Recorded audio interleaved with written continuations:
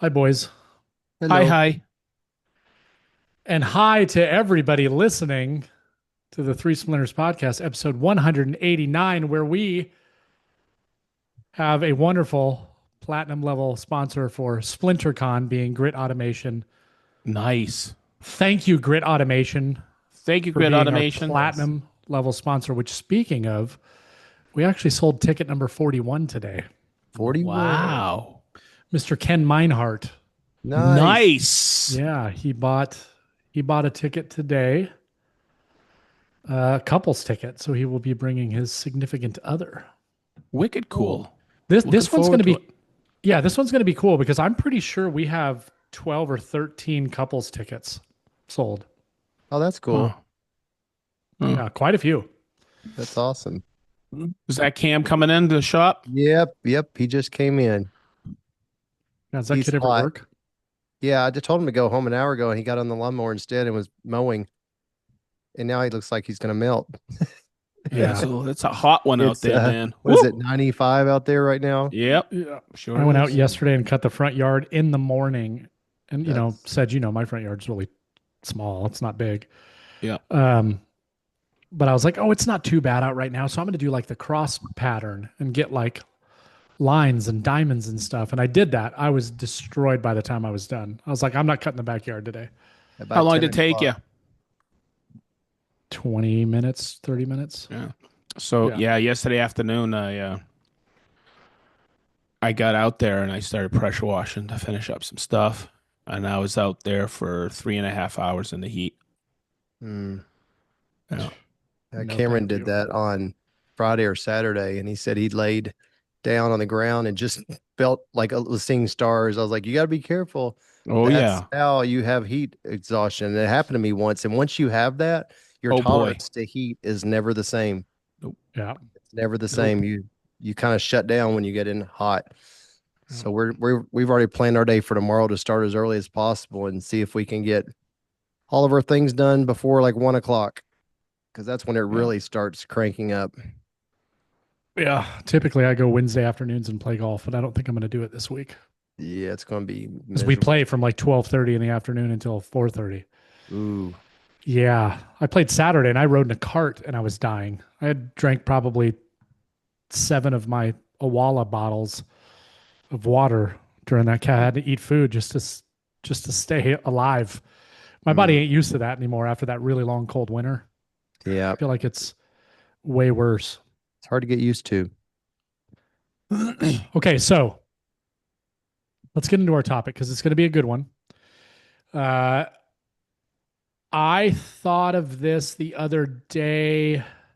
It was either during a storm, and I was thinking about like, what if lightning struck the house and destroyed everything, or I saw some post somewhere where somebody lost a bunch of stuff, and it made me think, like, okay, we've been talking about all the tools we can't live without, and what would we do if we had to get rid for whatever reason, but we could only keep 5 power tools? Now, let me give the guidelines. So, the way I envision this is that we all share one, and then we share why that would be one of our items. And then we'll just Mhm. keep going around the loop until we have whatever the 5 tools are. Okay, so when we go through this, it's power tools now Correct. because I have something on here I consider a tool. It's power tools, good, because all of mine are power tools except for one, so I can add something. It's either And this operated by a doesn't battery or include plugged in. it. What?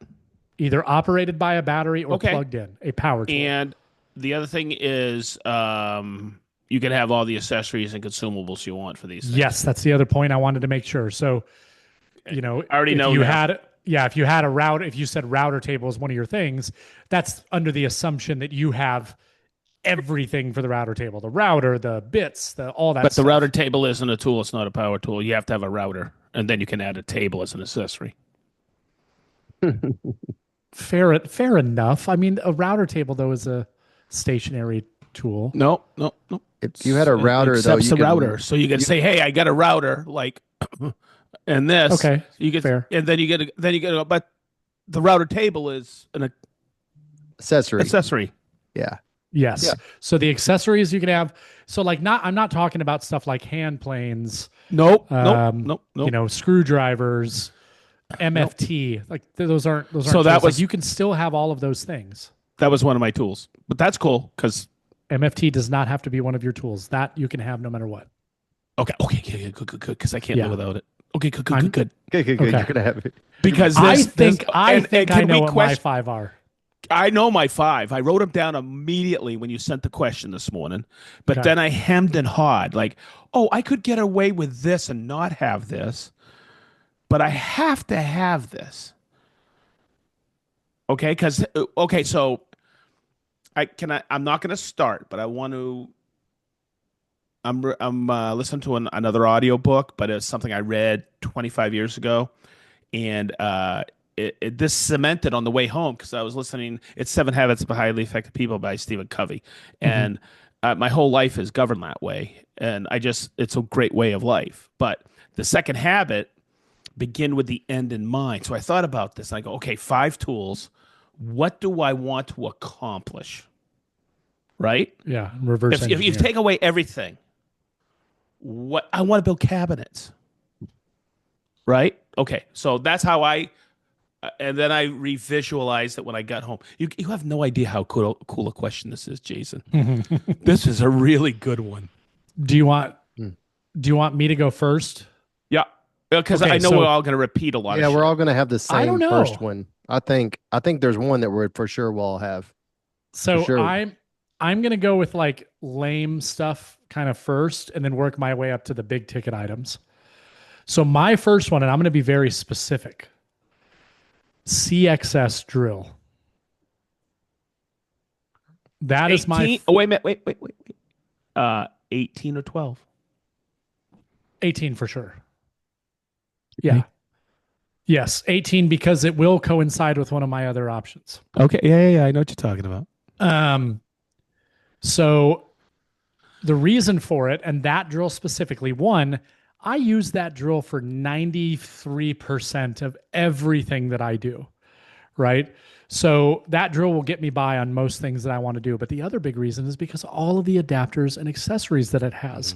So I would keep the CXS with all of the adapters and accessories and bits and all that stuff. And I think that that would get me by with the majority of things that I would need to do.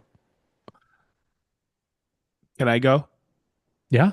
Because that happened to be exactly what I was thinking. You have to have a drill in the shop. Hmm. Okay. Because, A, I need something to bring the cabinets together. I need a drill. I need a drill driver. Now, I thought, okay, I need an impact. And then I started thinking, well, wait a minute. I can get a countersink and use, and do that or use self-tapping screws. I just love impacts. But if I was to choose, I think the CXS18 would do everything. Ronnie, you're up. So mine's similar, but we all do different things. And I'm thinking about like if I had to pick five for what I do, and mine would be just because I can only pick one, the TPC, Yep. was it the four? Ooh, yeah, that's a good one. Because That's a great idea, Ronnie. I didn't think because of that. I could still use it to assemble cabinets and everything. It's a little heavier and bigger, but it also is an impact and hammer drill. Not impact, it's a hammer drill. Yep. And um it does, Yep. it covers the spectrum of things from Ooh, tap cons to everything. So that's you kind of, know. but And now the TPC takes all the different attachments, the eccentric and everything. Ronnie, can I mhm. change? Yeah, you Yep, can I'm change it. changing. I'm changing. I'm changing. TPC. Wow. So Yep. This is Yeah, great. that's a 'Cause you great make- point. That's a great one. TPC and 18. then you appreciate going to the CXS because it's so small and mighty and it does a Yeah. lot of what you do. But Yeah. yeah, that's almost like a luxury item that's a Good small one. and mighty. I was should have looking at it from I should the have thought. yeah, well, I was looking at it from like I just love using it. It's such a great drill, but you're right. It's funny because I literally just used the TPC for the tap cons, Mhm. right? And Mhm. it was great. But what if I didn't need it for that function? Well, that drill does I think that all around is the best most capable drill probably on the Mhm. market with everything that it does and the speeds and the power and the battery Yeah, life and all of that stuff. But it's a T style handle and it's big. it So is big. I immediately was Yeah, like, no, I So want the nice one to use. But that's a good point. right. so what's the drill that you reach for? I have everything, right? home and work. I don't have everything at home, but I reach for at work the CXS12. all Yes, the time. I do too. Okay, I, but now, that battery only fits one tool. yeah, but so for that, I reach for the 18 more than the 12 because I find my 12 sometimes are not charged. Because once they get Uh, uncharged, I sometimes set them on the in the van, and I know that I have so many 18s. So mm, the CXS 18 is really better for me because I have more batteries for it. mm. So Well, that's why I've I gone. will agree. I remember when it came out and there was all that talk about how loud it is. I will agree that it's the 18 volt is very loud. However, I like the electronic clutch Mhm. that's in it better than the original CXS, the 12 volt. But I use both of them all the time. All the time. Mhm. And Yeah, the new CXS12 has the electronic clutch. yeah, Yeah. it's sweet Oh, drill. no, I'm talking about the 12, not the big C the big not the C18. With This the original CXS, Ronnie, I know you have two or three of those. I That love them. had a mechanical clutch. But when we that's right. redid the CXS 12 last year or the year before, we put the electronic on it. Yes. I And that's still what I use the like. originals all the time. I love them. I thought that I told you like a couple weeks ago, 3 weeks ago, I thought I broken one because I dropped it, but it fell in between one and two, Yep. and it sounds like stripped gears. Yep. And I had actually put it to the side and thought, well, it lived a good life. I'm going to let it die.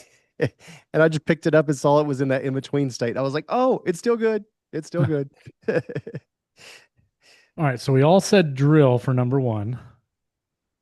All right, I'm ready for number 2. You guys ready? Go. Yeah, yeah, yeah. Go ahead. Track saw. Yeah, for sure. Yeah. Specifically Oh, yeah, I know what one you want. the TSC 55. Mm. See, I'm different. Me too. Now, I'm the I'm reason I'm going going with the TSC yeah, okay, yeah, 55 yeah. Because you're pussy. is What? yeah. Um, I don't know what it is. My user experience with that particular track saw is has just been the best. I don't need that extra depth of cut. I like that it's cordless, um, and it just fits in line with the batteries right Yep. from the festival. So Do, do you, personally, that's just my favorite track saw. okay, I got a question for you though. Do you use it with the bag or you hook it to the dust extractor? I do hook it to a dust extractor. Okay, just checking. Yep. Yeah. Yep. Mine's the TS60. Okay. So it's interesting. We're all different. So mine's HKC with the Because of what you do. TS60. Yes, but the TS60 would be my second choice. If what that's what I'd be saving up for. If I can only get five, I would go back behind it with the 60.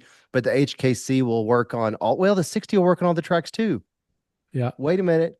Okay, I just changed my mind. So my reasoning was the HKC works on the tracks where you can do 90-degree cuts. You can also use it as a track saw. But the 60 was my second choice because I like the depth of cut. But for some reason I forgot and I just now remembered the 60 works with HKC rails. And you can do the 45s Yeah. effortlessly with it. So the 60 is the best for me all around saw that can do everything. It's a Yep. little bit bigger, kind of back to that drill. It's a little bit bigger than the 55, maybe a little bit heavier, but you can do Not by everything. much. Yeah, you can do Yeah. everything with it. I don't know if it's heavier. I would actually say the 55 with batteries on it is actually heavier than the 60. True, I might be true. wrong on that, but I feel like with the batteries on, the TSC might be a little bit heavier. And I'm on this fence because that's a corded. I do Depending like what the batteries. I do like the Yeah. battery on the HKC, so that I'd have to really think about my buying tools for working outside the shop or in the shop. But because it's important to note to anybody listening, the 60 is a dedicated corded saw, and the other two can be battery powered. So it's Well, kind of what fits better. But yeah, that's the good thing about this question. I don't think it was necessarily directly related to woodworking. Me and Sedge immediately went to woodworking because that's what we do primarily, as where your business, while you are a woodworker, your Yes. business focuses on a few very product specific installation. product Yeah, installations. So like there's certain tools that obviously would be way more beneficial. And that's why I think that this is a right, good topic. right, right, It'd be boring if we were all like exactly from this point forward, this is where I think we're going to have different right. answers Yeah, I think everyone that does any type of woodworking or would say track saw at this point. And if than they a didn't, drill. they've Yeah. just never used one.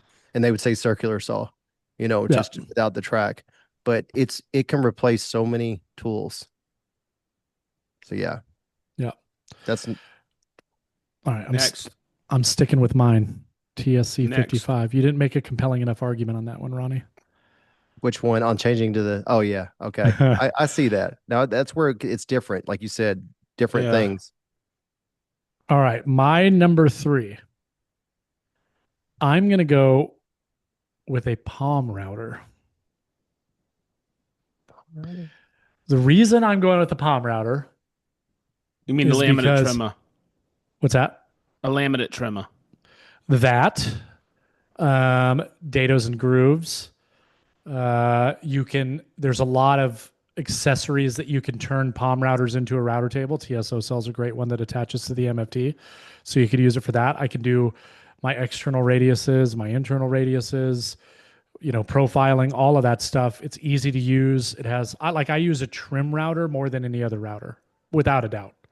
Um, Hogging out material for pockets, that kind of stuff, if you really needed to. But I think that it would it would do enough for me. It does enough for me to be something that I would want to hold on to because I use it on just about every project. Oh, you don't have any half-inch shank bits I to do, but I do almost never use them. cope and stick doors or anything like Almost that? almost never use them. Huh. Yeah, I very rarely use a that's router table. That's actually one of the if I'm doing like a big 3/4 inch groove, sure, right? But one of my other tools is going to negate all of these things. So uh, I just don't. 95% of the time, I'm using a trim router, Okay.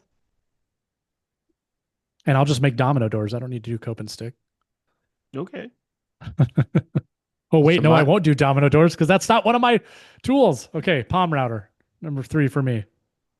Palm. I've never heard it called a palm router. I just call them laminate trimmers. Palm router fits in your palm, and it's a router. yeah, I believe I've heard Okay. palm before. There's a brand that calls it a palm router. Yeah. The original palm router was the Portacable 100. They called it the Dome. Remember? Yeah, I And they remember called that's it a where I've palm heard the router, but it term. wasn't a trim router. Okay. I'll go next. DF 500. I need one. I need a domino because they build cabinetry. Hmm. And I know where you're going with this, Jason, because I know what one of your tools is going to be. I thought about this and I said, there's a lot of things I can't do with that tool. And I was tossed up between either this one or this one, but I'm going to go DF 500. Okay. I'm gonna go router as well, but I'm gonna go the 1400 because of the half and quarter inch bit capability. And I love the smaller router, but I think I would be able to make it work without going to Damn that. it. You See, now know, you're making sense again. Yep, because I have 1400 on my list. I'll just drop that. because I if you have to have can't do half-inch half bits. inch, you're gonna Yeah, you're gonna be limited. yeah, very much so. I And just love, you could damn do it. everything with it. But can I just step in there and say something? I was tossed so hard today because I'm going OF 1400 or Shaper Origin. And I was going back and forth and back and forth. I go, what if I need to do a big round over on something? I don't want to program it. I just want to throw a bit in there and do it. Okay, Mhm. so that was one thing. But the Shaper Origin is so versatile, and I don't know this why this question is great, but it sucks Yeah. because I want both. I need an MFK 700. I need a Shaper Origin. I need an OF 1400. And yes, for the big ass bits, I need an OF 2200. But I would switch just with a 1400. I'm overstepping here because I've dropped two tools on one. But I apologize because you guys both said routers, and I went the other way with a DF 500 because I can't live without the joinery of a Domino 500. And I got one more because everybody needs one of these. But keep going. Who's next? Well, I think I'm going to change because of Ronnie again. Well, you know what? It's I the think that same just argument for the falls. It TPC. is. It's like try to fall in the middle with like the Camry model of something. You're not wanting the mass. What I don't know. What they, I mean, that's not a good example because Toyota doesn't make big cars. But like, And you don't want the massive one, and you don't want the tiny. You try to get something mid range, and then find the limits of that, and that's when you realize I need something smaller or I need something bigger. But that's not till later on. You could use that 1400 for just about everything. Yeah. Yeah. I'm going to change 1400. Again, I was And looking at it from what I normally use and ease of use and my enjoyment using it instead of what if it was the only thing I had. Jason, you know my go-to router is the MFK 700. I Yeah. love that thing. I use it for cabinetry. That's all I use it for is cabinetry. But I also need the roundovers. I need the chamfers. I need to use it on the rail. MFK doesn't use go work on the rail. I need that. That's the big one. Yeah. Yep. Yeah. And that's why 1400 because I can step down, step up, and I got tons and tons and tons of half-inch shanks. So that's why right away I asked you guys, how about accessories? And you said Hmm. power tools. I go, okay, because I have to have a router table, Hmm. you know? And you could always make some sort of router table that would house a OF 1400 too, if you really needed to, I guess. I have one. Well, yeah. It's discontinued now, though. Yes, correct. All right. You ready for my number 4? Yeah, Sliding table I saw. knew it. I knew you were going to say that. Sliding table saw because I'd be able to do every type of cut that I would need on there. It lends itself really good to cabinetry, and it completely replaces the need, for the most part, for at least in my woodworking, of a miter saw. Like I could do everything I need to do with a sliding table saw. Now that's a big footprint. I almost didn't put that one on my list, but when I think of what it's capable of, to me it was kind of a no brainer. It's like that would be the big tool that I would keep. So I was getting ready to ask you why would you have a track saw on the other one, but you answered my question when you mentioned the miter saw. Yeah. So I could see where you're going now. Yeah. So originally I was thinking like, yeah, track saw, you could pretty much do everything. But then I'm like, yeah, but the sliding table saw would make processing of materials so much faster and more enjoyable. And it like you could cross cut everything. You can, rip boards to get straight edges. I mean, you could do all of these great things. It still doesn't solve the problem of a planer, which I'm sure we'll get into that conversation. But um yeah, I don't know. Like if I had to have one big tool, I feel like the sliding table saw would be it because I've actually considered like when I rebuild my miter saw station, not really making it a miter saw station, just kind of like a really, really nice cabinetry organization thing and just make it another work surface. But then I'm like, I'm not limited on space. It's silly to get rid of it because it still does come in handy. If I'm standing at my assembly table, I can just turn around and cut something as opposed to walking all the way over to the table saw, right? So, Hmm. but yeah, I think that would be my next one. And you could still do a lot too. You mentioned like the cope and stick doors and all that. I could do a lot of that on my table. So I could throw a dado blade in there. I can cut my rails and stiles. It has a scoring blade, so I can cut, delicate materials and get really good quality cuts. So, um, but the track saw would still be good for plenty of other options as well. Mm-hmm. Okay, my turn. Yep. Okay, so boy, a lot of thought came up about this. Remember, I said think about the end. I want cabinetry, right? So I thought about the. Oh, I'd love to have a Conturo. No, I can do it by hand, Mm-hmm. right? And then I wrote down MFT, and you guys said, "Oh no, no, okay, so good," because I can't live without this, and I'm gonna go like with a 1400 versus a trim router. I'm gonna go big and go because you have to have a sander. And I'm going to go with a Rotex RO150. I knew you were going to do that, Jason. Jason, I knew you were going to do that. Yeah. Dang it. You have to have a sander. I totally And that's why I forgot asked about a about sander. accessories and consumables. You have to have a sander. So I go with the RO150. And hear me out on this because I had all these other tools that were churning in my head today, but begin with the end in mind. And I thought about it because I thought of a thickness planer. I love my thickness planer, but if I'm going to build cabinetry and I don't do face frame, I do frameless, I have myself covered right now to get there. Yep. Okay, I didn't have a drill for a while, and then I said I have to have a drill to screw it together. Even though I have a domino, I still screw it together. Hmm. So, but how am I going to sand? And if you have an RO150, you have the random orbit, and you have Say I want to sand down a slab, I can do that too with the Rotex. So I have the best of both worlds in that, and it's a 6-inch format. So that's why I chose it. And I know you because there's so many tools you need. Yeah. Yeah, Yeah. Five it's is hard. difficult. Do you know This when is why this is such a killer question and frustrating. when I first heard the question, the very first thing that came to mind for me was the 150 sander Hmm. because that's the first Festool sander that I had, and it did the job for me for a long time. I didn't have the 90 probably for 3 years after that. I was Hmm. sanding face frames of the 150.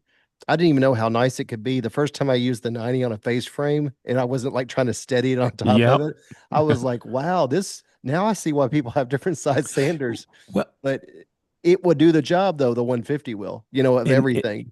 and Yeah, there's a problem here with all the tools we've mentioned. they're Okay, all because this festival. no, well, yeah, but the Felder slider isn't. But Oh yeah, the you're thing right. is, You're right. listen to this though. What's the number one tool in Festool? And I haven't included it. I couldn't imagine using the Rotex or the 500 or the 1400 The without a dust dust collector, extractor. dust extractor. Yeah. Damn So it. I purposely See? left that See? off because I worked so long without one before I got into the festival world and before, I was building things before I had that. So Hmm. I thought, luckily for me, I bought my dust collector and my um track saw the same day. Okay, can And I throw something in? You want to go six? No. But I would classify, I would say that because of what we're doing, to classify an extractor as an accessory. I could see that. It's a I tool. could see that. I could see It's it a being, tool. No.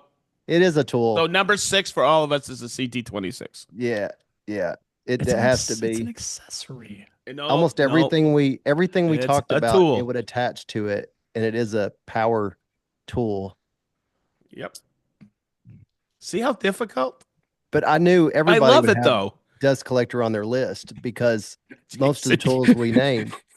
your face is unbelievable. Like You're like, damn, I wouldn't you have guys gotta even watch this on YouTube. I would Damn have it. never even like thought of a dust extractor because I just look at it as like, okay, it's a dust extractor. Like it's not like I'm not using that to build something. Well, if you think about it, if you were building your Festool collection of tools, if you bought a track saw, probably the next thing you want to buy is explaining to your wife what a dust collector is and how why Mhm. you need it.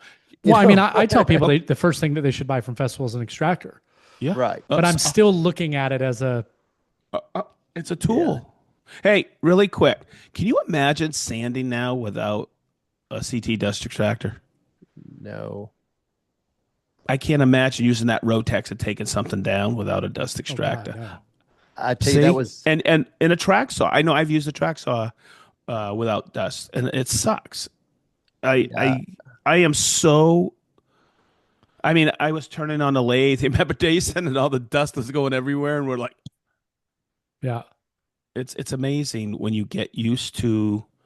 I didn't say, hey, growing up, there was no such thing as a dust extract in a shop. Right. You lived with it. So okay, so that's cool. Ronnie, what's your last one? Is it a RO I think 150 The or we're only on RO150, I number had that. 4. Yeah. The okay? Yeah, I RO150 went. was the Yeah, I first thing that jumped I too put quick. down.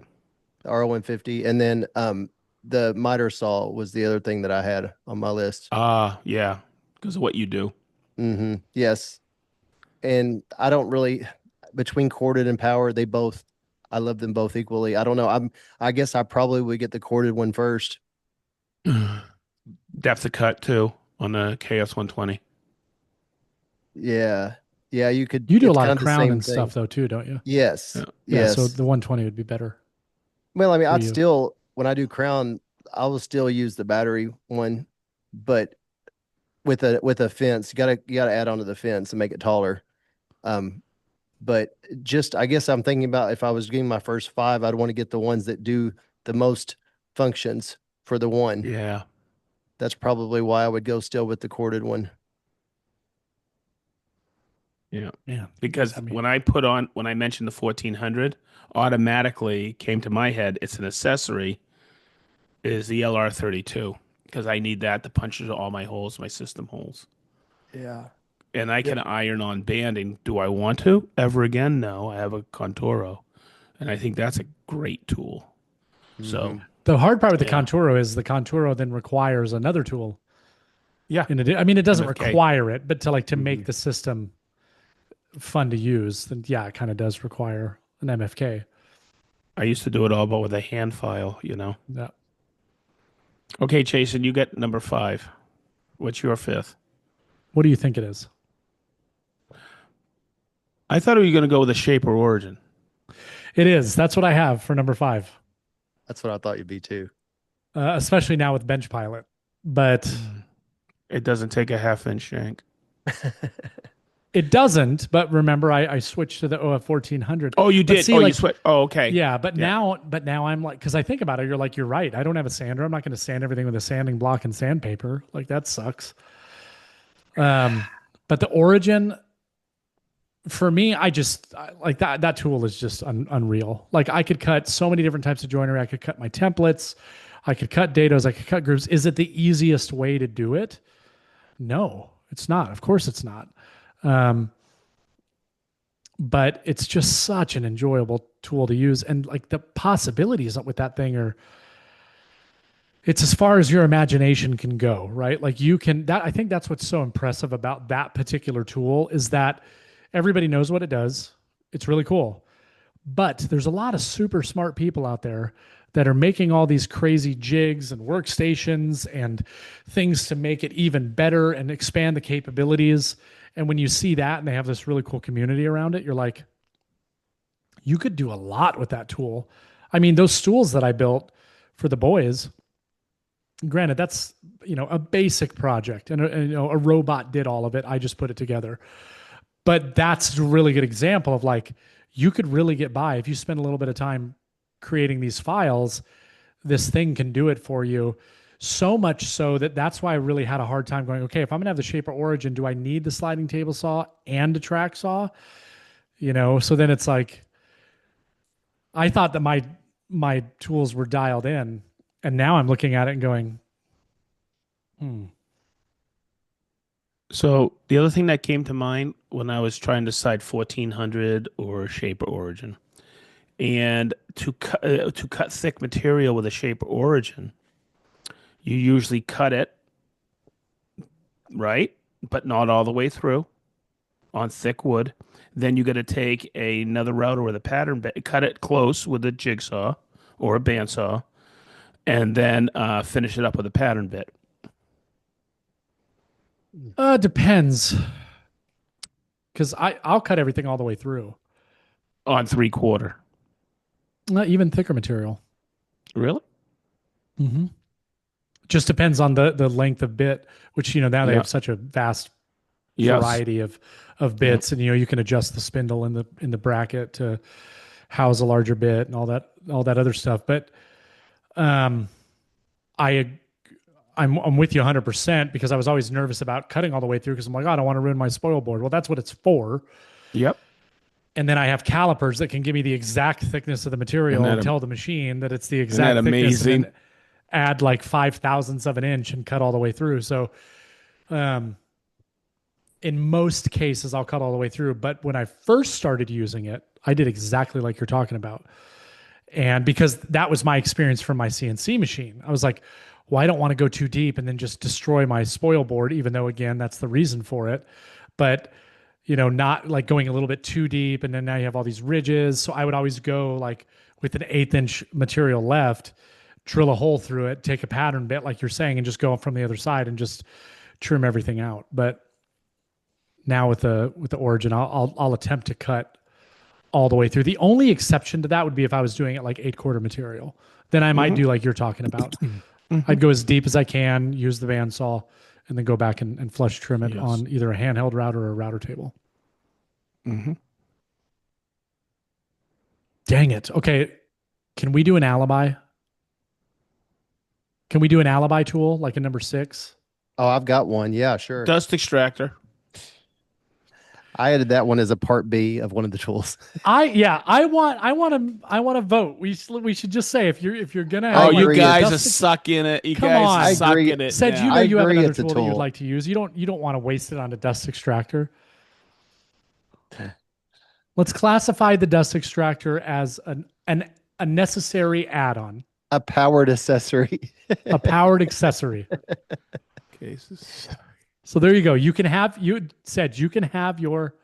Okay, um, I know you what it can have is. your It's dust easy. extractor. I know Okay, what what is my it? sixth one is. A shape of origin, dude. Okay. Because I was tossing between a 14-inch Yeah. shape or origin because of all the things you just said. Yeah. Okay, plate, trace, caliper, bench pilot, workstation. They're all accessories, baby. There's Yeah. only one power tool, and that's the shape of origin. And that thing kicks serious ass. Yeah. Hmm. It's Does. so versatile, it's ridiculous. Yeah. And people don't even. When somebody says it's expensive, I laugh hysterically. I call it woodworking voodoo, and I'll actually say it's cheating, but it is. I like it because if someone does do it and they're new to woodworking, but they're very competent in design and they're, I'll always say computer literate, but they're savvy with technology. Uh, that will bring people into woodworking like we've never seen it Well, that's because the big it's separator amazing. with the shaper origin. You don't have to be tech savvy. No, Like that's why I I know. filmed the video on the bench pilot, and I'm waiting on feedback from Shaper right now. Hopefully, it goes live this week. But um, the biggest reason I got rid of my CNC machine was not because of footprint. It was not because of um, wanting to get back more space. It was not because of shipping. It was not because of production. It was because every single time I used that dang machine, I had to spend more time remembering how to use the software because I didn't do it every day. Yeah, But with this, it's I so think I even easy. say this in the video. I cannot touch a Shaper Origin for 6 months. And if you were to say, hey, I want to cut this out on Shaper Origin, within 5 minutes, we would be cutting, if not done. Because Yeah. it's so easy to use. So easy to use. Well, we'll get into a Shaper conversation here in a minute. Ronnie, Okay. what's your So what's your alibi? mine's tied between two things, and I could go with either one of them. And they're already kind of getting the luxury line, but I think it would be my Craig Foreman. I use it all the time. Wow. I use it. Wow. I use it all the time, and I didn't know you were a pocket hole princess. I use it all the time. I've told Cameron before. I'm like, You wearing lipstick? we can Yeah, get this, you were. we can get this project done, and we're not getting any extra credit for doing more than 10 in joinery. So I use it all the time. That's, yeah. An example, a bar I'm looking at for building a bar for a restaurant. I've already thought about my back end stuff. Well, hold on a second. I just hit my You're muted. You're muted. 1 second. You're There it good. is. You're good. You're good. You're Okay, good. I hit my cord when I was talking. Um, this restaurant bar I'm looking at, I already know the back end. Everything's going to be plywood pocket screw construction for building the box. The pretty stuff will be on the front, but a lot of the things that I do, I use pocket holes because it's what works for getting the things that need to be done built quickly. No glue, like And no they waiting don't for glue know. to dry. And yeah, no one And they pays don't know. extra for that. Yeah. Um, so I use that a lot in So what reality. was it tied with? What was the other A thing? pin nailer. Yep. I use that all the time. It's my extra hand. It'll keep it drying till the glue sets. I can shoot it on something that's going to be stained. You're not even going to see it. It's if I have a little pesky little corner that's sticking up, boom, put some glue there, pin nail. Have a molding you're trying to put in and it's not working right, pin nail. I use it all the time, and I can't imagine not having it. It's crazy how different your list is. Hmm. But you know what? What's your sixth or alibi? I think it would be a sander. because you're Oh, you right. don't have a I sander mean, yet. Yeah. yeah, you have to have a sander. Like go if we did this all over again, I think I would end up getting rid of one of the ones that I have between the track saw and the sliding table saw. Um, but a sander, which sander? I don't know. For me, it's a hard toss up. I would have said ETS EC 155. However, going off of what you guys were talking about and how you have that same capability. Granted, it's not as enjoyable of an experience to use, I guess, because of the size and the shape of it. But you had mentioned like if you ever need to get super aggressive, you can do that. And you could scribe with it with a hard pad. Yeah, that's what's funny. That's what I use my Rotex 90 for exclusively. The Scribing. only thing I use it for is scribing at this point. Um. So yeah, I think I'd do a sander, and I guess yeah, I'd probably have to go with the Rotex 150 just because you do have the best of both worlds there. That was an accidental mistake that I bought the 150 first. That was with no advice. I just thought it looked like the right one, and it happened to be the right one. Because if Yeah. I had bought the ETS instead, one of the more of the finished sanders, it wouldn't have covered all the bases like the R150 does.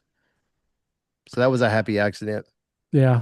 I mean, I know Sedge and I differ on this. He's all in on the Rotex, right? Like if he had to suggest one sander, I'm the opposite. Like I'm an ETS EC 155 specifically, right? Because is it going to be as fast as a Rotex in Rotex mode? No, but it's pretty aggressive when you have some aggressive sandpaper on there. Um, it's just going to take a little bit longer, but I think all around from a It's got user the same. experience, It's got the same orbit as the Rotex. It's a 5 millimeter orbit. The Rotex and Random Orbit's the same Well, orbit, 5 millimeter. It's just that you have the Rotex mode, which is the user crazy. experience for me, I enjoy using yep. the ETS line. It just I'm, feels better in the hand. oh yeah, I totally agree. I have them all. Yep. Yeah. So yeah, it feels better, all that kind of stuff. But if you only have one, Yeah. the Rotex one is what you need Yeah. because Right. You're right. Yeah. say you're building that play set out back. Yeah. Chinese, So we're up to Chinese cuts don't line up. You grab the so we're up to R150.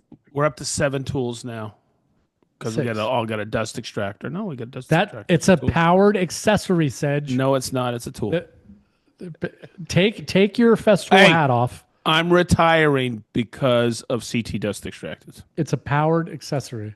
It's no, it's the heart of the system, dog. I agree, which is why I feel like it should just be a no-brainer, right? Like we said, track saw. You know what almost made my list over the sliding table saw was this the CSC or this what is it? CSC Sys 50 or C The CSC 50, CSC Sys the 50. sustainer saw. Yeah. Yeah. That almost made my list Hey, instead of because the sliding table saw. Did the Contoro, because I know how much you love it, did that almost make it? No. No, honestly, it didn't even though like again, I would say the Shaper Origin now is it between that and the Conturo, it's very difficult for me to pick which one I like more, using more.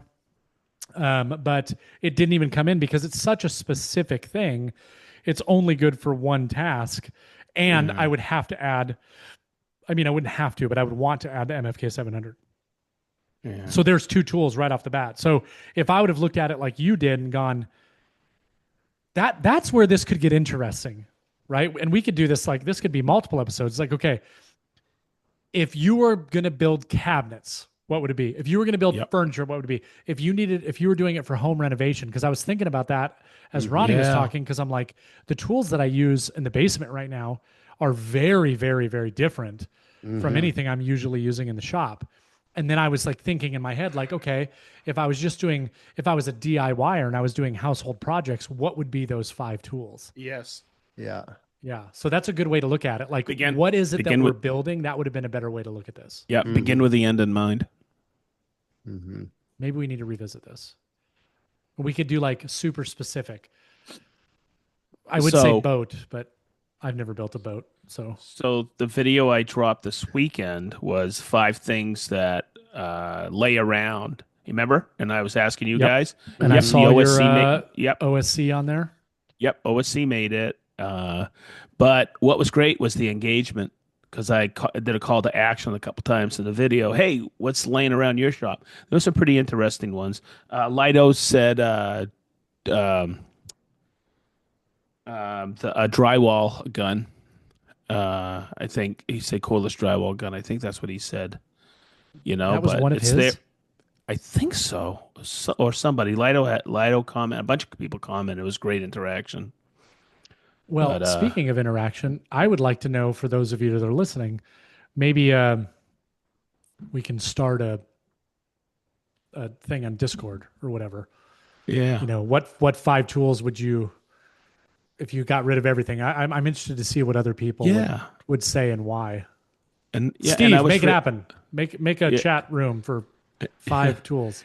and I was really interested to see what people were coming back at me with. What do they have? One guy goes, "I have 30 routers, each with a bit for a different operation, and a shape of origin sit in the corner." I thought I laughed my ass off on that one, but it was great. It was. I like that about YouTube and people who do comment when you have a call to action, and Yeah. those are the ones I like because it makes people think. What do they got laying around the shop that they can't get rid of? And it's kind of like this too. It's just so funny, Jason. All day I was thinking about this, and no, but I can do it this way, and this way. But this is what I have to build cabinets. Yeah. You know, I was just looking at the Discord groups, and we've got new tools as a category, but we don't have tools. So we could create a tools category and put that question under it. Um, it actually would make sense because we have general and we have things, but we don't have anything unless it's a new tool. People feel like they can't even post about it. You And know, we yeah, don't Yeah. have any. We just don't have plain tools. and the nice thing about the Discord is when you become a patron on Patreon, you can also comment there. Exactly, and it's a lot of good information too. You can also ask questions. It's a It's like asking AI that's been validated. but but Yeah. what's great about Discord is I get on there once a week. I just lurk there and see what everybody's asking. And I'm like, this is a great community. Yeah, Yeah. yeah, a lot of It questions. really is. A lot of questions, and even there we even have people like Forge 3D that post prototypes and Everybody ideas. except him, Yeah, yeah, the everybody little except him. weasel. Now that we've got a lot of information that is flowing through there, and it Hey, definitely is all the handy. patrons listening, this Friday is what? Bourbon with the boys? Yeah, bourbon with the boys. Next month will be beers with the boys. Will be our Cool. quarterly beers with the boys. But this Friday will be bourbon with the boys. I did put it in Discord so people are aware. Um, Normal time, 7 p.m. Eastern time, Friday. 7 to 10, right? Yep. Yeah, let's see. I think we have a new patron. We got a new patron today. We might as well just get into some admin stuff and then we can talk about what we've been up to. We have a new patron. I don't know what level they signed up for. I think that maybe they just made a donation, but it's Tom SVH01. Oh, SVH71. How are you? Welcome, He became a Tom. DKK member. I don't know what DKK member is, What but he's the a member. hell? Yeah, I That's know. awesome. It says I think Green that's Suiters Podcast at Gmail. I think that's I never changed the. SBK's little boy. Yeah, old Oh, SBK. Yeah. well, welcome, Old Tom. man SBK. Yes, welcome. Yes, And welcome. what are we at? We're at 41 ticket sales. A reminder, real quick, to anybody who is going to the event that did not book their room, you need to do that sooner rather than later because come August, early August, I think the rooms close. So make sure you do that. I have had a couple of people reach out when I've done the reminders. Um, if you haven't done it, when you bought your ticket, you received an email, and in that email is a PDF, and that PDF is the ticket. And on that ticket, it has a link to book your room. So if you're listening to this, you haven't booked your room, definitely go do that. There are still some rooms left. And then huge thank you to Tyler at Forge 3D and Patrick and Michelle at Leather by Dragonfly for being our Yes. gold level sponsors currently Yep. for the con. I had lunch with them. Did I tell you guys? Yeah, when Yep. When Wolfgang was here. Yep. yeah, who I spoke to today via email. Yeah. Hopefully, I'm setting up a trip when I'm in Germany to go up there and hang out for a day again. Cool. Um,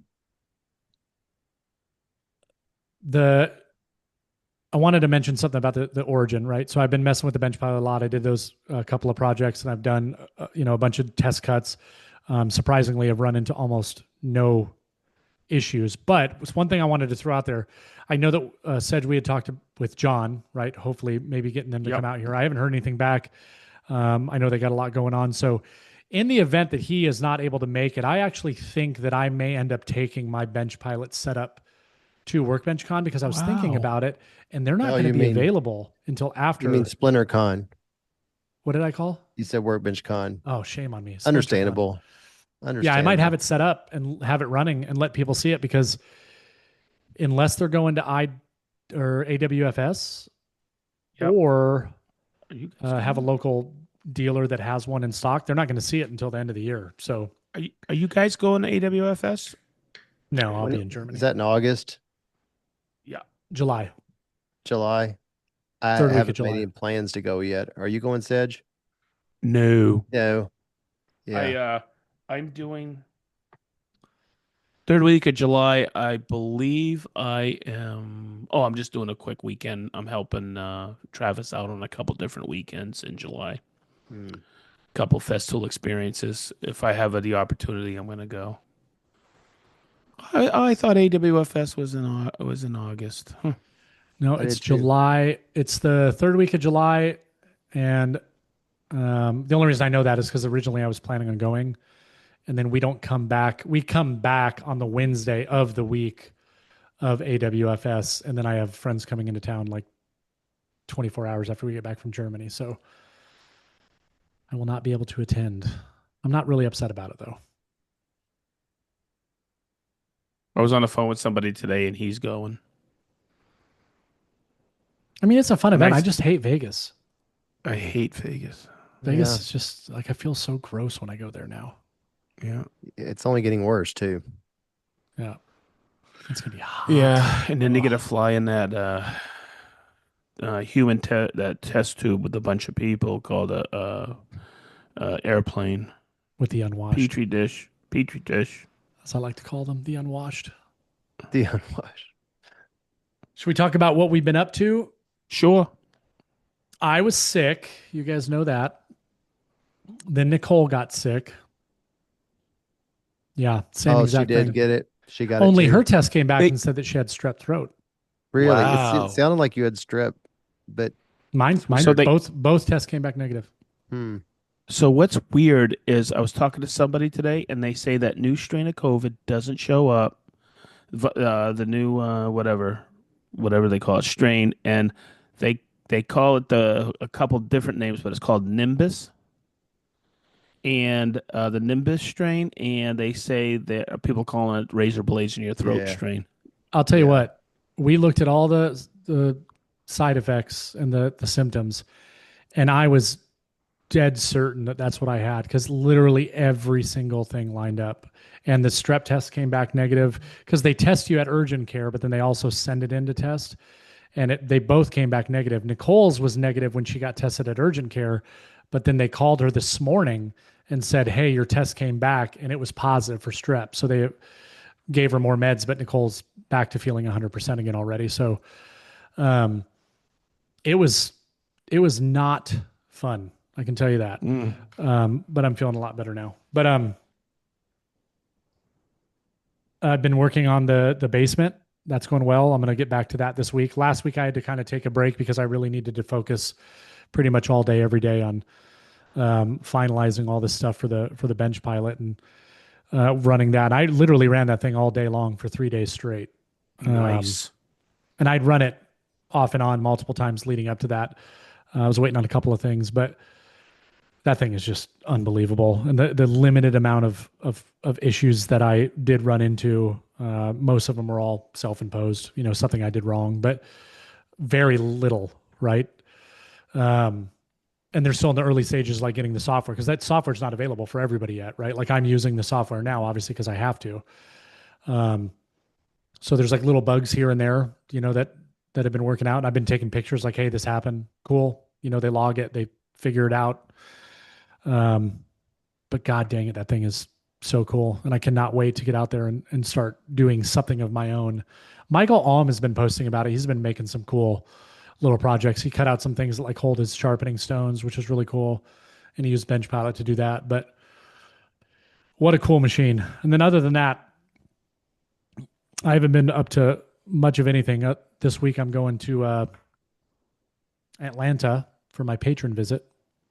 Oh, cool. Yeah, Friday, hanging out with Jazz um, all day Saturday, and then Oh, I come that's who back won? on Sunday. Yeah, Cool. yeah, and I'm actually staying at the Renaissance Waverly Hotel. No kidding. Yeah, and I put Yeah. in a request. I still have upgrade nights, reward nights. It never gets approved like usually. And I saw it today, and I was like, you know what? I still have like 3 nights left. Let me just go ahead. And within like 2 hours, I got a notification saying you're good to go. So I'm like, yes. And now Awesome. there'll be nobody there to hang out with. Cameron passed on the way back from Florida and sent me a picture of it on from the interstate. He said, "I feel like I'm home," Yeah. because he's been there 7 years in a row. We always, It'll be well, interesting to see what the hotel's like when Workbench Con is not going on. yeah. I guess it depends on if a conference is going on or not. Yeah. I'm excited about it. Should be fun. Friday night, I'll be meeting up with Tyler. We'll grab dinner and then we got to wait for Jazz. Jazz, he does the movie production stuff, filming and the camera stuff and all that. I guess he's working now on Friday, which he was not originally supposed to be. Hmm. But he won't be done until about 7ish, I think. So we'll be waiting for him. You guys gonna try to jump on the call? Yeah, because I think the guys are going to come back. We might just hang out in the room, so we'll probably jump on at some point. Pending the Okay. internet connection is strong enough.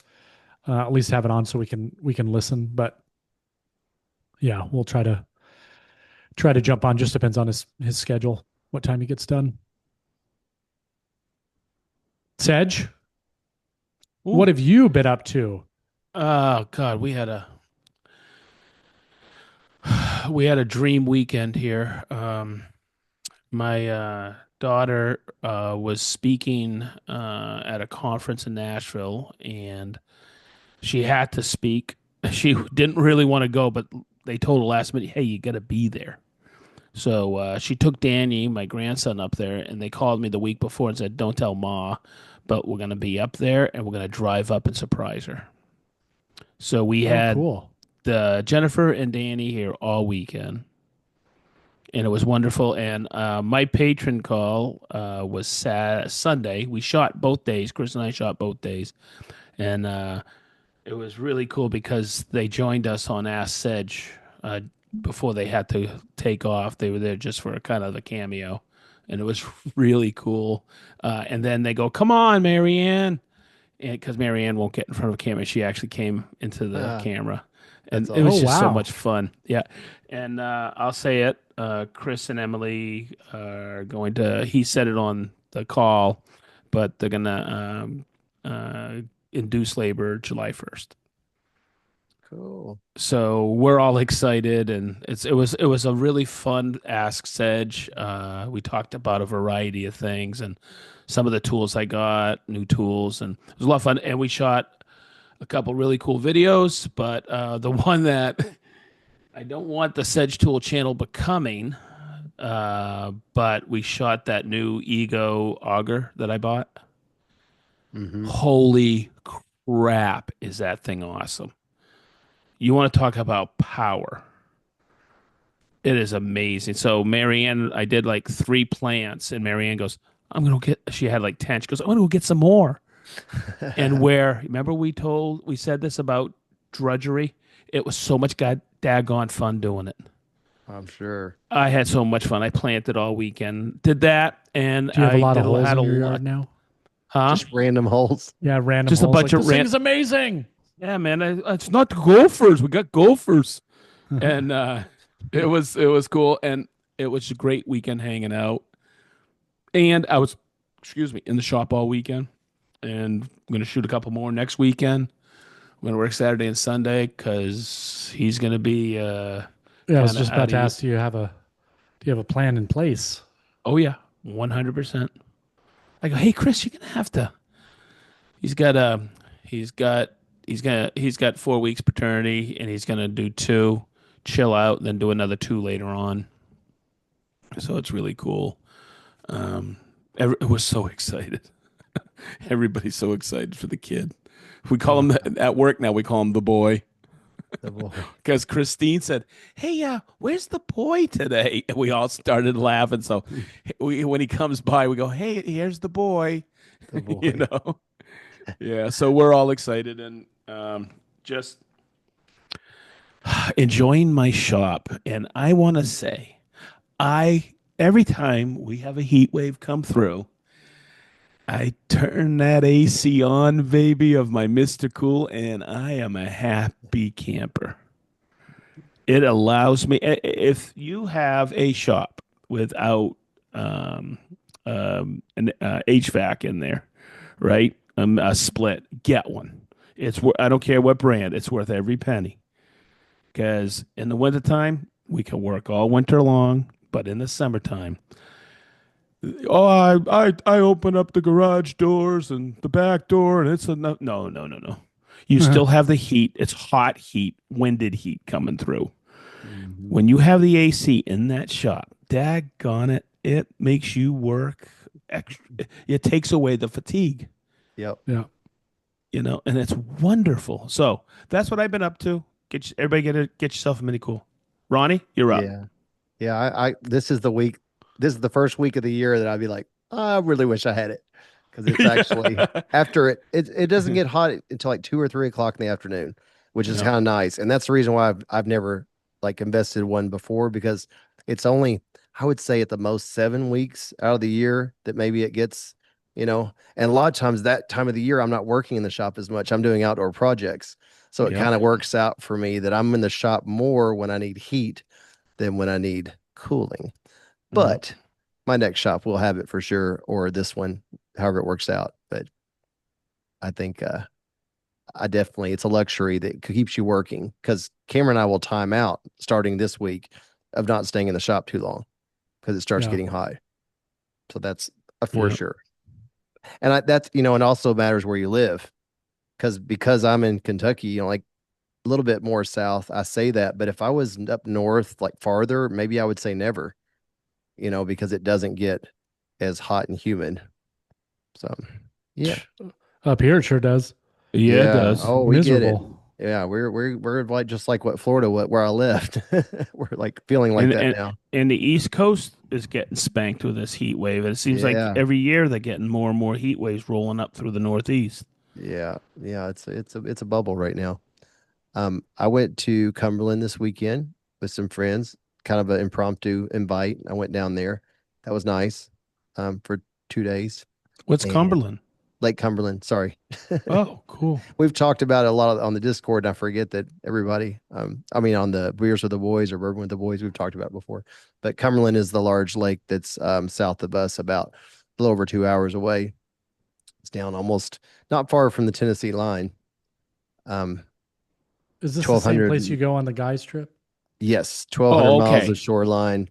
Oh, Yeah, cool. yeah, yep. It's a nice deep lake. Like it's almost straight down everywhere. Like all trees. There's very few houses on the entire lake. I think it's 30 miles across, but Wow.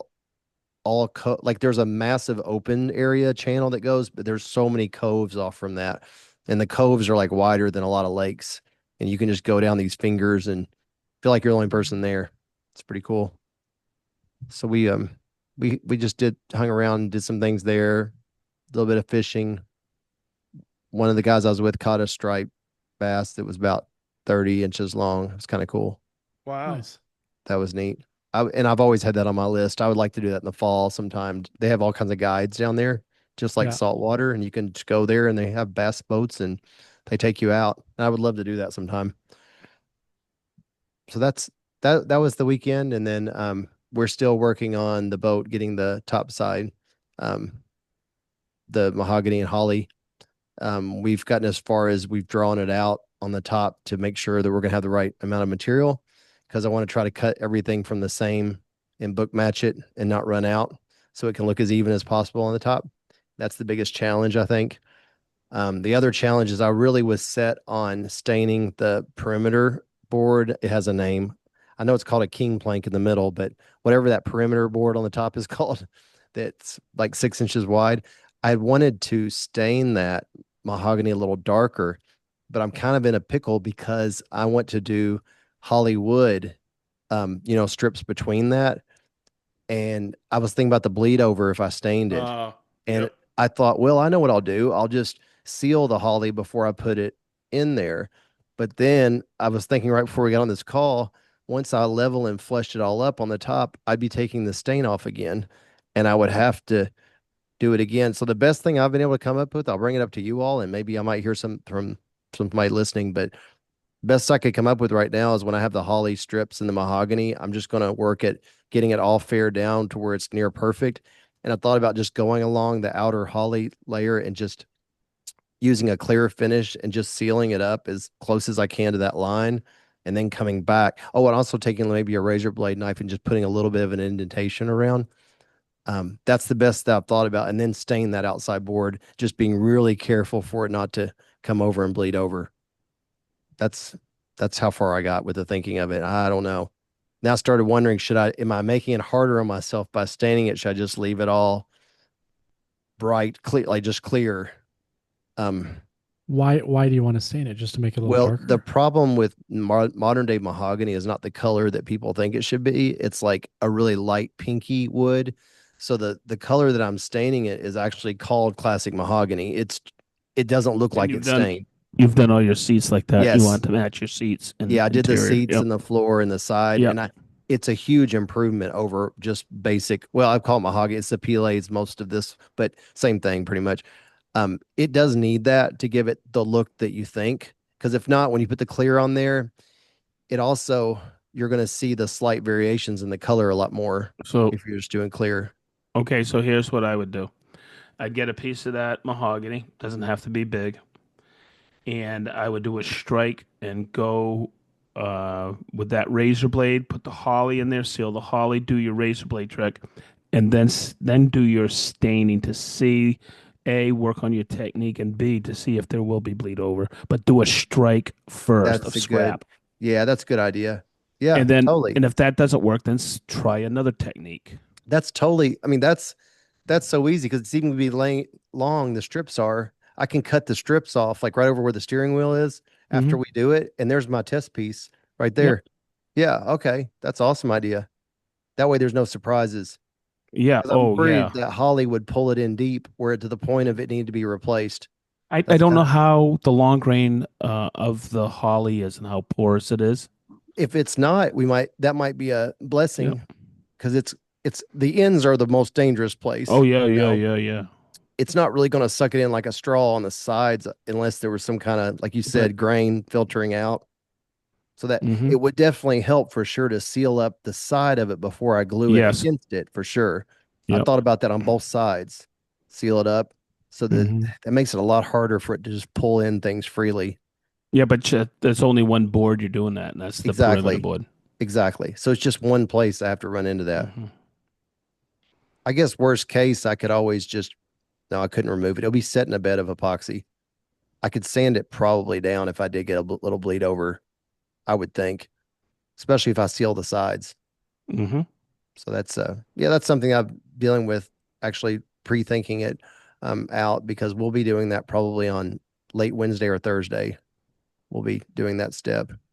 And a lot of people take a month or two to do this. I want to do this hopefully this week. In 3 hours. Jeez. No, not in 3 hours, but hopefully this week, as far as to the point of having it um, cut and in place and setting in epoxy. Um, may still have some sanding and fairing to do, but just have those all laid out. That's what I hope to have. That'd be a good video from where Yeah, we man. from where we were to getting to there. That'll be a good one. Do you have enough holly for all this? Hmm. Yeah, Just about the one piece, didn't you? I have two pieces like this. I have two they're that big. That'll get on 1/4 inch strips. It's more than enough. Just quarter by quarter square. Think about how small that is. Oh, wow. Yeah, it's Yes. very fine strips. I mean, almost think of it like a drinking straw if it was square, you know. So Your this should drinking go a straws far aren't way. square. Well, I tried. My grandmother actually, the patent is for a square straw, but then they started putting it through the presses, and the rounds are stronger. They Well, were they having were they the were squares were square and they sat out on a where they hot bent table one day and and they they bent. yeah, they They they were bent because she didn't want became them blowing circular. away. When she put them on the little soda fountain counter, the round ones roll away. She's like, "So let's make them square." Yeah. But the bending was a bigger problem than them rolling away. So they went with circle. But she still holds the patent for square, I think till 2072. 2072. Yeah, I think You, so. he just rolls with it. Hey, I'm the one who has the initials BS, not you. Yeah. It's a good That's point. funny. I actually never thought about that. Yeah, that's he. I'm sure he did. My daughter reminds me about Madison Fulton all the time. Oh, She's like, "How did you all not think about that?" I guess I said, "Well, I guess we're just not that minded." So we got that's BS funny. and MF. But yes, the Holly, I have enough for that. So I'm looking forward to that going down. And it's been very interesting because the plans that we're going from are from 1950s, and a lot of their things are worded before there was epoxy. So you kind of have to take that in account sometimes when they talk about using these bronze nails and and it was just not with epoxy, and now it's like double like strength because you're kind of following still what they said sometimes, but you're using epoxy on top of it. So what we are doing, the standard conventional way is to countersink the screws and put plugs in all of the upper boards, and we're not doing that. I've seen a couple of people that said they did it on the forums. We're just going to use thickened epoxy and lay it in the bed of thickened epoxy and use a lot of really like custom clamping to hold it down across the bow, ratchet straps, that kind of thing. And it's going to be dramatically better on us when we go to finish it because we don't have to worry about all these, little plugged holes going the Yeah. right direction. That's the place where it'll fail. If anything will fail, that's where the finish would fail. So we're going to do it straight with epoxy. A lot of the people on the forums get nervous, especially when they're not woodworkers. They're like, "No, I don't think epoxy's strong enough. I'm going to go with, the what it says from the plans." And I'm like, "But that was in the 50s. There's things have changed. Things have gotten better." But what makes me feel better about it is we have a 1/4 inch skin of marine ply already on the structure, and Mhm. it's been attached with all the fasteners. This is really just for looks. It's not even needed. It's just the pretty layer. So I 100% think I'm putting down 3/8 inch thick veneer. Why couldn't I just epoxy it down with thickened epoxy, and it will not come back up? There's no Right. way. No way. So I'm doing that. That's a little bit non-conventional. I've only heard of two people that have attempted that. We're going to do it as a dry fit and one glue up also. With two of us, that should not be hard at all because you have, plenty of time with epoxy for it to set up. That's going to save a significant amount of time. A lot of people will do two top boards a day and move the next day to the other two and the other. And I'm like going, I'm not a retiree here. I want to get it done before Cameron moves off and gets kids of his own. Right. So we're going to try to make this fast. And if we pull it off, it'll be a nice variant because I've seen a lot of boat building videos and I've never seen anyone attempt this method. And I might be telling you, I know the reason why in a few weeks that it was a big mistake, Oh no. but Yeah. I strongly doubt it. What would happen if it ended up being a big It mistake? probably the restoration grinder comes to mind with the concrete finish to grind it down. It would be really bad. It would be, it would be really bad. Like I'm not even sure what you would be able to do. God. Yeah. So I Just would throw probably another sheet of definitely ply over the top of it and do it over that's again. probably the only thing without destroying it is put a whole nother layer on top of it and somehow conceal the sides. That's probably what I would end up doing. But what I'll do is I'll set it and have it in all the straps and and I'll stay until it sets. I wouldn't leave for the night because you just can't take the chance. One ratchet strap could come off, and if it sprung up, you're done. Because that epoxy's cured underneath me. You can't do anything. It's done. So I would definitely stick around until it was cured. So what? This is all There's going a on a sheet there's a of pucker plywood. quotient to that one. Yes, there is. There So is. are you just gonna like roll epoxy onto the plywood and then lay each strip down individually?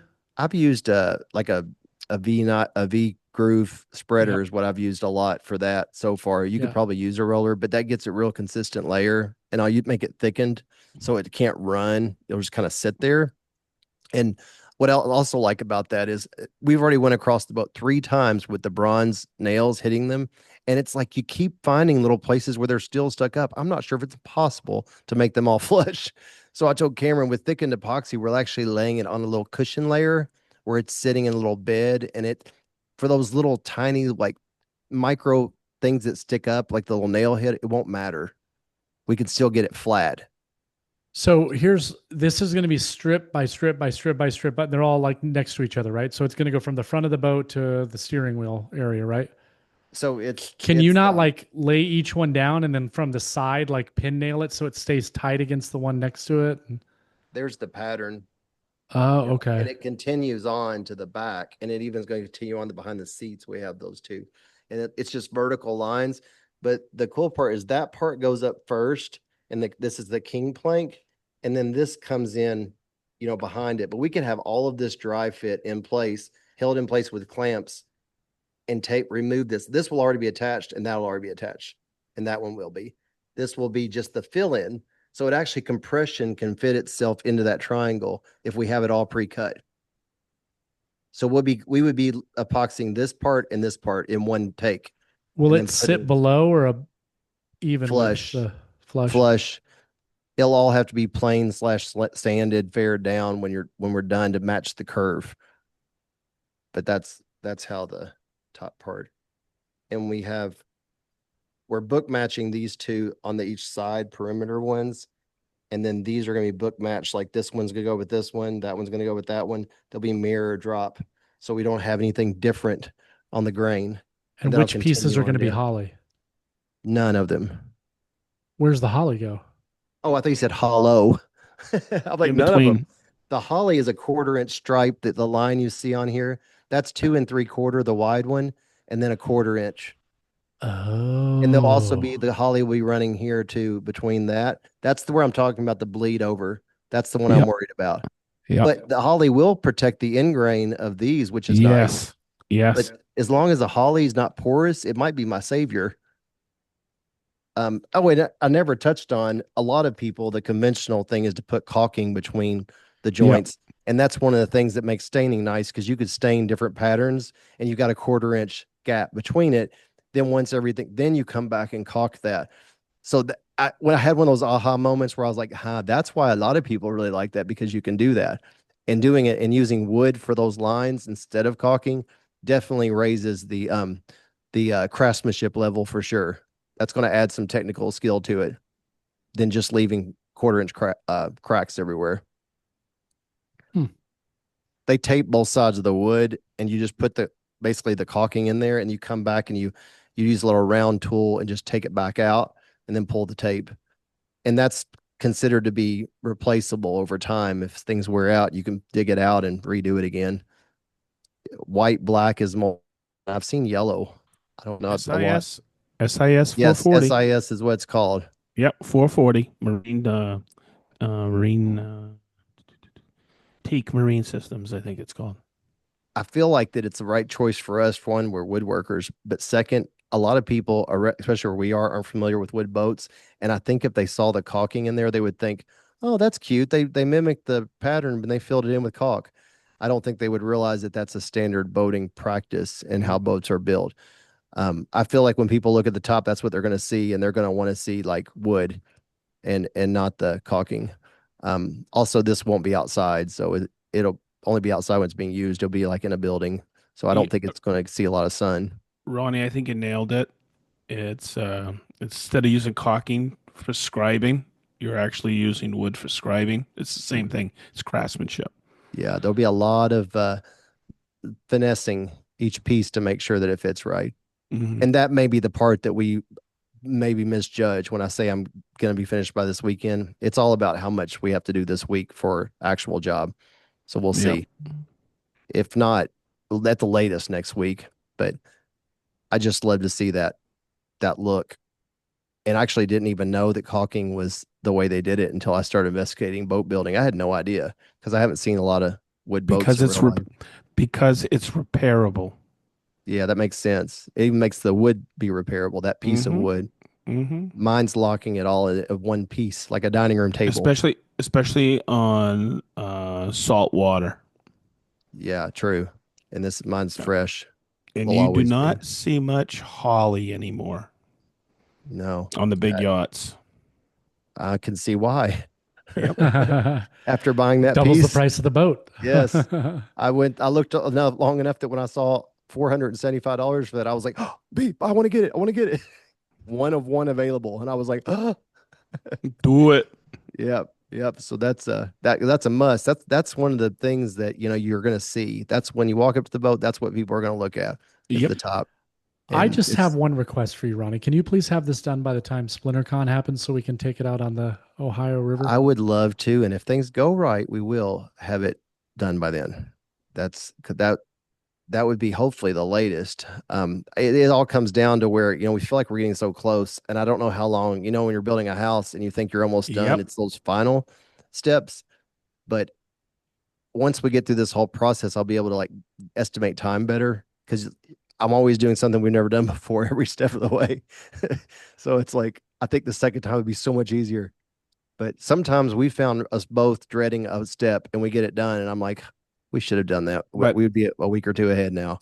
what's really cool is you've taken us on the journey, all of us, everybody listening. It's really cool. Everybody watching on YouTube, you've taken us for the journey. It's really That's cool. awesome. And it's had the videos series have had almost 500,000 views, which Yep. is for me, that is huge because the first one was posted in January, I believe. Yeah, January. So those are, and the I, last month, they've really been taking off. I don't know if I, it's because it's s- boating season. yeah. Well, Maybe. it's cool because I started looking at some of the views, the numbers. I was like, holy crap, is that thing cranking? Yeah, number one and two that we're on episode 9 right now. Number one and two started shooting up about the beginning of June, almost to the point I didn't notice. Then I looked at my top ones and it knocked the other top ones out of the place. And I'm like, what? When did this happen? So Y- it's that thing we've talked about before. You could post a video 6 months or a year and you don't really see it kind of take Yep. off. So this one took 7 months before it really kind of started angling up. That's how the metric one was. And I haven't been paying attention on views on my channel. And because Jason told me, he goes, yeah, after a while you just go, yeah, okay, whatever. And then all of a sudden you go back and check, you go, holy crap. So Yeah. my number one it was almost 200,000. It was the metric, or the metric one. Mm-hmm. Remember when that shot up, Jason? You Yeah. called me Hmm. and said, dude, go check out your metric video after like 6, 7 months. But it just got eclipsed by one of the domino videos.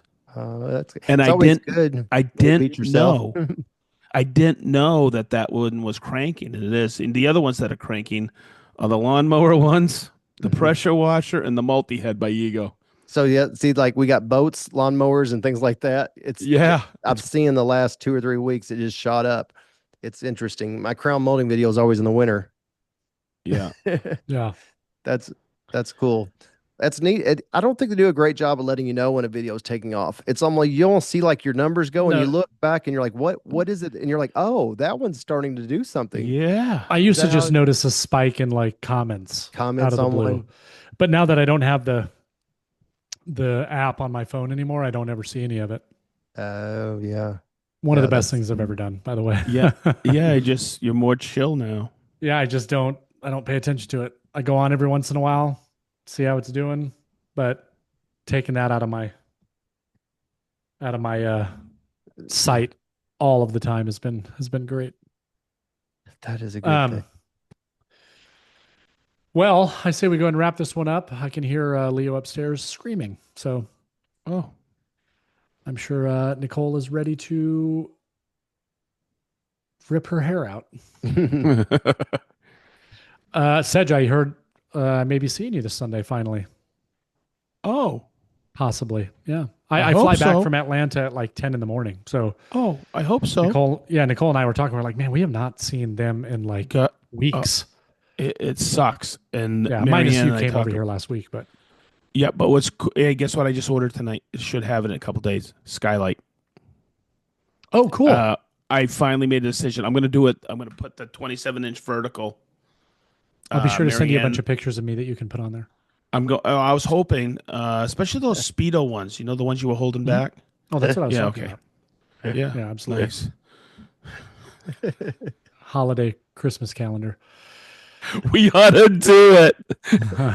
Watch. December. Wait a minute. January. Shy guy in an apron. Yeah. All right, Uh, everybody. Thank you so much for listening to 189. wow. 11 away. Yep. We'll see you in the next one. Bye bye. Bye bye. Bye bye. Bye. Bye bye.